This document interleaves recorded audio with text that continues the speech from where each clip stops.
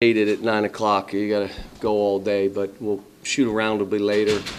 We'll probably have the team go down there at some point for 15, 20 minutes during the morning, so they're not laying around all day. But, you know, they'll do that, and then we'll get ready to play a really good basketball team.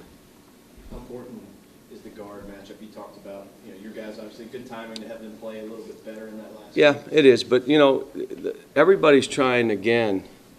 The biggest game we have is the next one. That's all we have to worry about. I'm still in the same mode. I got a new team. How do we get better? How do we figure out how this team has to play to be at our best? You know, they're talking, the funny thing that everybody's talking about, the NCAA tournament, did you all know it was a bell curve? It's a bell curve. It is not, well, you're not good, so you're not in. He's not in. There may be 20 teams from this year's tournament that wouldn't have got in last year's. Wouldn't have got in the tournament. It's a bell curve. We just got to take care of business, play our get better, play game to game, not worry about what's going on around us, and do our thing. I'm not worried about all that stuff. I just laugh when I'm hearing all this, the biggest game, you got to win every game. Was anybody else out there like this or just Kentucky? I mean, it's just, you know, I try to keep it away from the guys. Let's just play basketball, get better. Ryan said his hands were sweaty before he came into your office to ask you to start again. Could you tell he was nervous? Yeah, a little bit, but, you know, the only thing they know, you can't come in BSing me because I've heard it all. And that scares them. Like, they can't come in with excuses or cop-outs, and that's scary. Because you're coming in, you got to tell the truth. And if you try to BS, your hands start sweating. I mean, it's just how it is. And they know, I've heard it all. I've coached every level, every kind. I've heard everything. You're not BSing me. You want to come in here and talk the truth? Talk. Let's hear it. And then I'm honest with them. Again, I tell you, everybody wants you to keep it real with them because that's how they want to be treated. Be honest and keep it real until you keep it real with them. Then it's like, man, just keep it real with him. Don't keep it real with me. I need you to pump me up and make me feel better because I really don't feel any confidence. And I think you can't, that's not how this works. This isn't a kumbaya staff. That's not what this is. So. Yeah, how much did you guys need some positive feedback? We needed something good to happen. We need to continue to have good things to happen. You know, I loved Willie's statement, and I was just told by Dwayne, and Dwayne gets things wrong, so he may have got this wrong, but he said that Willie said, as long as everybody does their thing, I can do my thing. But you can't just throw me the ball after you don't want to make a play and say, go ahead, do something. I can't play that way. I'm not ready for that yet. But if you all do your thing, I'll do my thing. Well, guess what? That's what we've been begging for, guys. I need my point guard to play that way. But I need Archie and Alex and Kyle and Jarrett. We need them all. Julius. We need them all to play that way.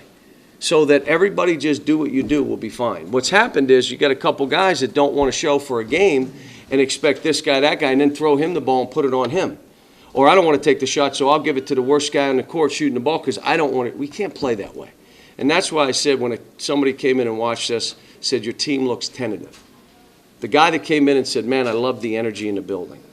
The same guy came then 2 weeks later, 3 weeks, they look tentative. Yeah, after getting smoked twice and you're this young and you start questioning yourself, you're going to be tentative. And that's why we did the stuff we did. And you know, again, I'm not changing the path, trying to get better. This is not life or death or you die all the time. This is not the end-all game. It's a big game because it's the next one on our schedule. But guess what? After this one, the next game's a big game because it's the next one on the schedule. But, you know, like I said, there's a lot of teams out there right now trying to find themselves.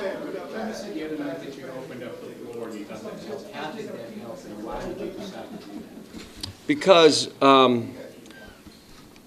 Willie's not going to go get the offensive rebounds that Nerlens is going to get, where you wanted to keep him near the rim and would just make them stay home, and that opened up the lane for us. They don't play Willie that way. So getting Willie up and spaced and out where he can be more effective is what we needed to do so that our rim would be open again. Without him, you know, being that wide, you're not getting to the rim at all. So we just wanted to space the court and see. Again, when you do that, your players have to make plays. So. How important is Pressey to what they do and what kind of challenge? It's great. He's great. He's a great player. He's really effective and efficient. Doesn't turn it over that much, goes in that lane and finds people. He can score it when he needs to, but his whole thing is, I'm going to get in here and I'll drive baseline and hit that corner. I'll drive right and throw it over my left shoulder, and I'll hit a guy on the weak side for a three. Defensively, if you're lazy or loose or cute with the ball, he's taking the ball from you. He's just taking it from you. He plays like that 6'1" guard plays. He's just, that's what he does. Do you have a guy that can stay in front of him? Yeah, I think our guards will be fine. It's a challenge. And then it's a challenge for him to stay in front of our guards. If the court's open and they want to attack and play. There's no excuse now not. The court's open, get by him. Well, he's getting by you, get by him. It's not, he's putting you in pick and rolls, put him in pick and rolls. So it's the basic thing is you got to take everything off the table, play. And we have no excuses, no cop-outs, no one wants to hear him play.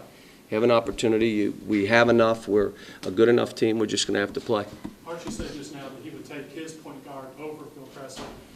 Is that a statement of the team believing? Probably trying to build up our guy just to tell him, look, I'm with you, and I would expect him to say that. Happy he said it, but Pressey's really good. Brian said he thought he grew up a little bit. He come and sit there and with his sweaty palms and ask you for something that was hard to ask for. Well, I just want him to continue to grow on the basketball court. He's, you learn through these tough experiences. You start growing as a person. I said after the game,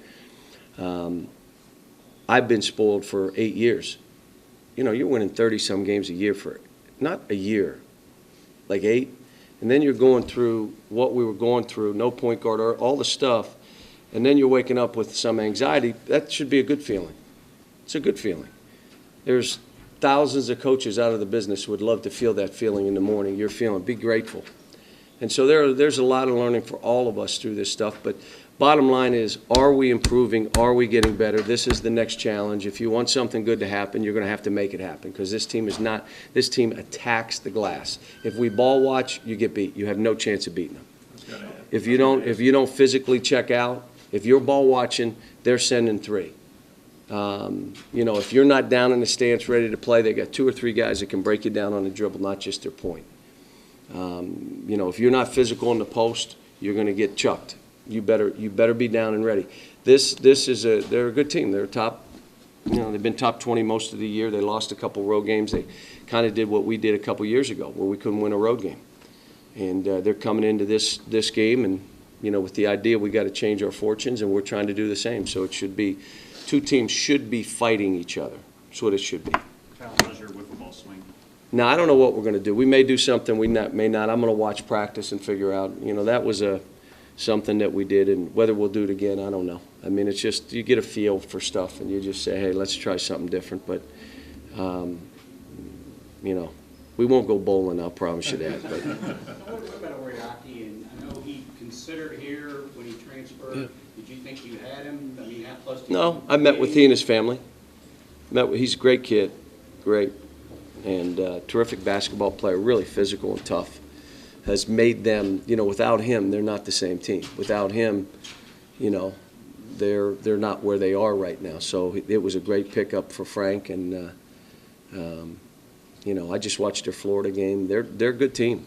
They're good. They ball. They're not afraid. They'll fight. They'll battle. They'll make tough plays. They got more than one player that can make a play, so they don't have to run plays to make baskets. They have players that make plays, so they're good.